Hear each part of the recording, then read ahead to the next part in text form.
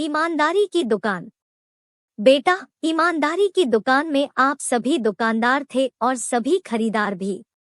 अगर खरीदी गई चीजों की पूरी कीमत नहीं आई तो इसमें दोष किसका हुआ? दुकानदार का। यह कहानी है ईमानदारी, जिसमें टीचर अपने बच्चों को समझाती है कि किस तरह हम खुद को दूसरों के प्रति ईमानदार बना सकते हैं। इस कहानी के माध्यम से आप अपने बच्चों को भी ईमानदार बना सकते हैं। तो आइए कहानी शुरू करते हैं। बच्चों, कल स्कूल में एक कार्यक्रम होगा। उसमें पहली कक्षा से लेकर 5वीं कक्षा तक के सभी बच्चे भाग लेंगे। मैडम ने कहा। मैडम, किस तरह का कार्यक्रम होगा? वानी अपनी बड़ी बड़ी आंखें घुमाते हुए बोली। कल स्कूल में ईमानदारी की दुकान लगेगी और उसमें तुम सब बच्चे अपनी अपनी पसंद की चीजें खरीद सकोगे। यह सुनते ही चौथी कक्षा के सभी बच्चे खुशी से चहक उठे। कुछ सोचकर वीर बोला, मैडम, उस दुकान में हमें मुफ्त में सामान मिलेगा। यह तुमने बड़े काम की बात कही। बेटा, आप सभी एक बात याद रखो कि इस दुनिया में मुफ्त में कुछ नहीं मिलता। कुछ पाने के लिए सदा मेहनत करनी पड़ती है।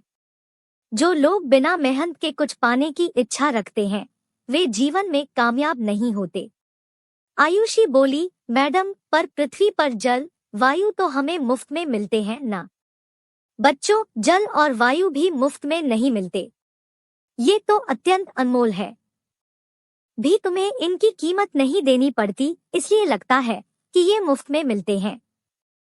लेकिन इसके लिए तुम्हारे पूर्वजों ने अत्यंत मेहनत की थी। उन्होंने अधिक मात्रा में पेड़ लगाए, स्वच्छता को अपनाया, तो तुमने यह सब पाया। तुम्हारे पूर्वजों ने तो इसके लिए कीमत चुकाई ना। इतना ही नहीं, आज हम सभी जगह जगह पेड़ लगाते हैं, जल का दुरुपयोग नहीं करते हैं। यह भी एक तरह से जल और वायु को प्राप्त करने की कीमत ही है।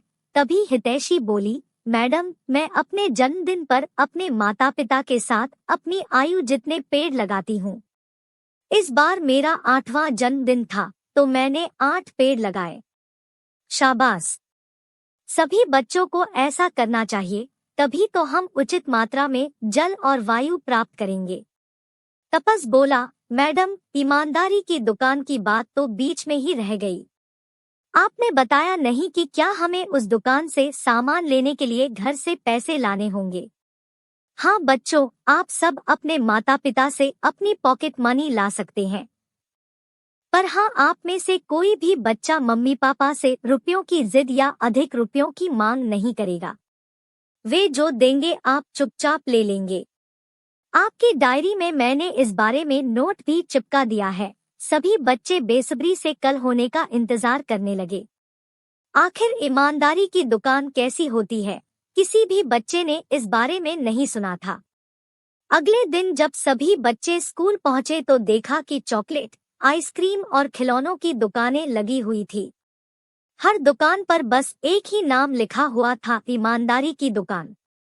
सबसे हैरानी की बात तो यह थी कि इन दुकानों पर कोई भी व्यक्ति सामान देने के लिए नहीं बैठा था।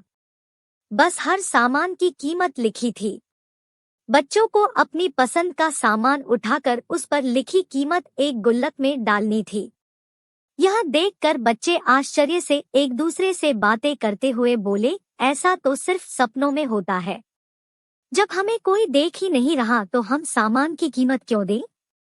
क्यों न चुपचाप सामान ले लें। फिर वे सभी अपनी अपनी पसंद का सामान लेने दुकानों की ओर बढ़ चले। पर यह क्या, जैसे ही बच्चों ने अपनी पसंद का सामान उठाया, तुरंत उन्हें माता पिता और टीचर की बातें याद आई कि कभी भी बेईमानी नहीं करनी चाहिए। ईमानदारी एक ऐसा गुण है जिसके बल पर व्यक्ति सब कुछ प्राप्त कर सकता है। बस फिर क्या था, सभी बच्चों ने सामान की कीमत गुल्लक में डाली और सामान अपने हवाले कर लिया। बच्चों को आज अचानक बड़े हो जाने का बोध हो रहा था। सब कुछ उनके हाथ में था। अपनी पसंद के खिलौने, खाने पीने की चीजें, सभी कुछ वे अपनी पसंद से ले सकते थे और उसकी कीमत भी चुपचाप चुका सकते थे। कई बच्चे जिनके माता पिता आर्थिक रूप से अधिक संपन्न नहीं थे, उनका तो फिजूल के खिलौनों और चीजों की तरफ देखने का मन भी नहीं हो रहा था। बच्चे अपने आप ही सोच रहे थे कि छोटी सी चीज के लिए 50 रुपए देकर क्यों पैसे व्यर्थ किए जाएं।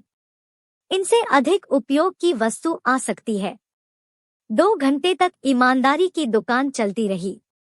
दुकानों का अधिकांश सामान बिक गया और गुल्लक में पैसे भी आ गए।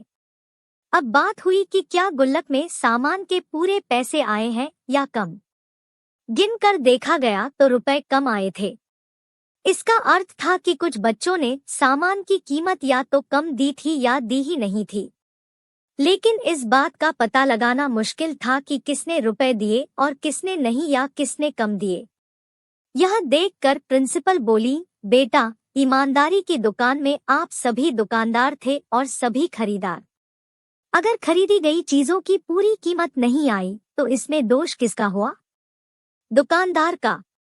क्योंकि दुकानदार का फर्ज होता है कि वह दुकान का ध्यान रखे, साथ ही ईमानदारी से दुकान चलाए। इसका अर्थ यह हुआ कि आप सभी अच्छे दुकानदार नहीं हैं। यह सुनकर उन बच्चों को बेहद पछतावा हुआ जिन्होंने सामान की कीमत नहीं चुकाई थी या कम चुकाई थी। उन्हीं में से प्रांशु भी था। वह खड़ा होकर बोला, मैडम, क्यों न एक बार फिर से ईमानदारी की दुकान लगाई जाए। इससे जिन बच्चों ने सामान की कीमत नहीं चुकाई या कम चुकाई, वे इस बार सामान से अधिक कीमत चुकाकर अपनी कमी को पूरा करेंगे और बेईमानी को सदासदा के लिए अपने अंदर से निकाल देंगे। प्रांशु की बात पर सभी बच्चों ने सहमति जताई। यह सुनकर प्रिंसिपल बोली, ठीक है, अगले सप्ताह फिर से ईमानदारी की दुकान लगाई जाएगी और इस बार सभी दुकानों की गुल्लक में पूरे पैसे आए तो सभी दुकानदारों यानी कि आपको पुरस्कृत किया जाएगा। यह सुनकर बच्चे खुशी से झूम उठे। प्रिंसिपल के चेहरे पर भी मुस्कुराहट आ गई। आखिर ईमानदारी की दुकान के बहाने उन्होंने सभी बच्चों को ईमानदार जो बना दिया था। दोस्तों, इस कहानी पर आपके क्या विचार है, हमें कमेंट करके बताएं। ऐसी ही शिक्षाप्रद कहानियां के लिए हमारे चैनल को सब्सक्राइब करें। कहानी सुनाने के लिए आप सभी का दिल से शुक्रिया।